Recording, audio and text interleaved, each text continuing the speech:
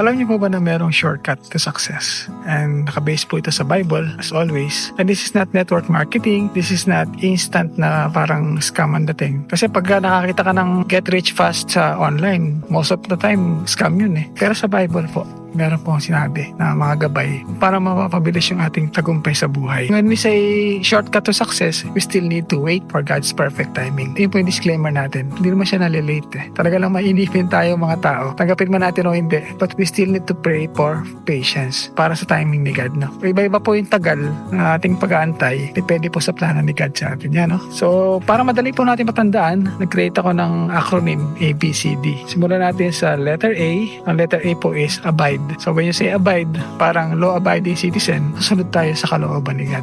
Yun yung number one sa lahat talaga. Sabi sa Joshua 1 verse 8, this book of the law, yung Bible po, tinutukoy dito, shall not depart from your mouth, but you shall meditate on it day and night, so that you may be careful to do according to all that is written in it. No? So pag po pala tayo nagbabasa ng Bible, hindi lang tayo reading the Bible, but we are Bible studying. No? Magkaiba po yung reading the Bible and studying the Bible. When you're studying the Bible, you're not just reading it, pero you meditate on it day and night. So, alam nagbasa ka ng 1 to 2 chapters per day, merong nag-stand out doon na 2 verses, talagang pinag-iisipan mo siya. You spend time bago ka matulog, pagkagising mo, naalala mo yung nabasa mo. And that will manifest sa buhay mo. Ganun mo siya ma-apply. And ganun mo siya mas maunawaan kasi you are changing your way of thinking. Yung tinuro sa'yo ng mundo, pinapalitan mo ng thoughts ni God.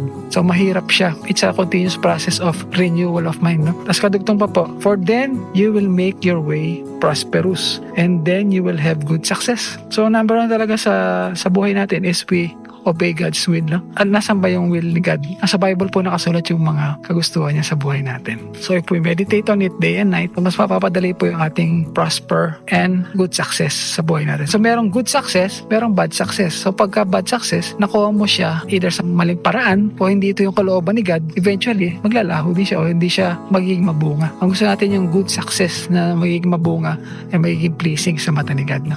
Pangalawa po is letter B, which is believe. Of course, we need to trust God. Isa sa favorite life verse ko talaga is Proverbs 3:5-6. No? Trust in the Lord. With all your heart, buong puso natin, bibigyan natin sa plano ni God. And do not lean on your own understanding. So, yung ating understanding, yung ating natutunan sa mundo, ay kakalimutan na natin. We'll start to think like God. We will start to think like Christ. Every situation, what will Jesus do? Ano kaya ang gusto ni Christ na gawin ko dito? Sa bawat situation na mararanasan natin. Every decision that we do. Ang sabi pa dito, in all your ways, acknowledge Him. Isa na dito is, we give thanks to God sa lahat ng bagay. Even the air that we breathe, even yung tubig na pampapaligo mo, yung ating kakainin pagkain, we acknowledge Him, no? That He is in everything. Everything na nangyayari sa buhay natin, we know that it is from Him, no? Mahalaga na we acknowledge Him and we also submit to Him. Ibig sabihin, we consider yung kagustuhan niya, yung kalooban pa rin niya. Even sa small things, hindi lang sa mga big decisions, kahit sa mga maliliit na bagay, we acknowledge Him. And what will He do? Ang sabi is, and He will make straight your paths. No? So dalawa po yung kahulugan ng straight your path sa akin dito eh. Ang number one is, tatuwirin niya yung landas mo. Ibig sabihin, ilalagay niya sa tama yung buhay mo. Itatama niya yung buhay mo. Pangalawa, hindi ka na niya papaligoy-ligoyin. So shortcut nga eh. Ano ba yung shortest path from one point to another? Di ba straight line po yun? So ang sabi is, He will make straight your path. Tutuwirin niya yung dadaanan mo. So ibig sabihin, hindi ka na napapaligoy-ligoyin. Which is yung long cut. Kasi pag nangyayari, pag ang mind mo nakaset sa goal mo at hindi nakaset sa goal ni God na gusto para sa iyo, ang nangyayari, lalayo ka ng landas. Pero eventually, since God is in control, ibabalik ka pa rin niya din sa original na plano niya. Kahit anong gawin mo sa buhay mo. Kaya mas mahalaga na ngayon pa lang, submit mo na sa kalooban ni God. Dahil eventually, ibabalik niya. Kasi may purpose siya sa buhay natin eh. May purpose siya sa bawat isa sa atin. And if we deviate from that plan, lalayo tayo, nagtatagal yung ating success. No? But if we trust in Him and we acknowledge Him in everything, He will make our path straight. Kasunod naman is yung letter C, which is cast our cares. Of course, you trust in Him, you believe in Him, pero kailangan wala ka na ring worry. Talagang kay God mo na binigay lahat, no? Pero hindi sabihin wala tayong gagawin. Siyempre may gagawin pa rin tayo. Cast our cares, sabi sa Peter to eh. Humble yourselves, therefore, under the mighty hand of God so that at the proper time, He may exalt you. You know? Ibig sabihin po ng exalt is parang increase. He will increase you or He will promote you.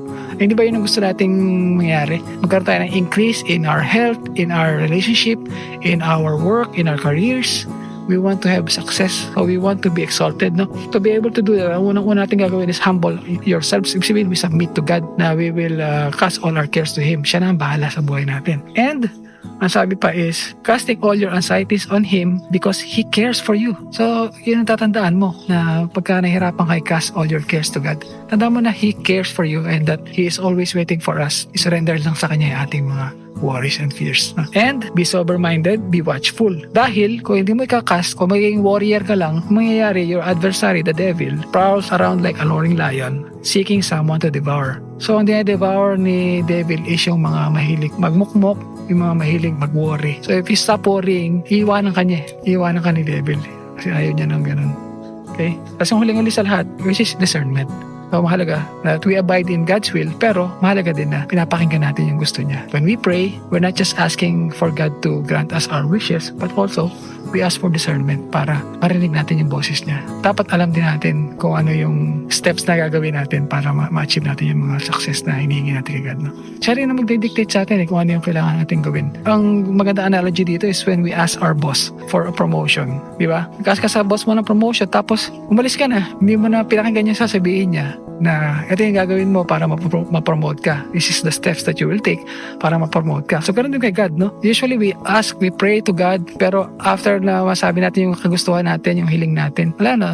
Nanonood na tayong TV or natutulog na tayo. Pero we don't give time for God to speak to us. Sabi nga sa Bible is, we will set our goals, but God will establish our steps. Mahalaga that we pray for discernment. Kung discernment is marinig natin yung boses niya. We are His sheep and He is our good shepherd. And narapat lang na marinig natin yung boses niya if we are His sheep. No? Abide muna. Let's trust in the Lord. Let's cast all our cares and pray for discernment para marinig natin kung ano yung sasabihin niya. Yun lang po. I hope you will be successful sa buhay ninyo po. Kung ano man ang inyong pinagdadasal sa ngayon, antay lang tayo. Let's pray for patience also, or let's pray that God will help us use the patience that is already in us. Yun lang po. God bless and shalom, shalom. Bye.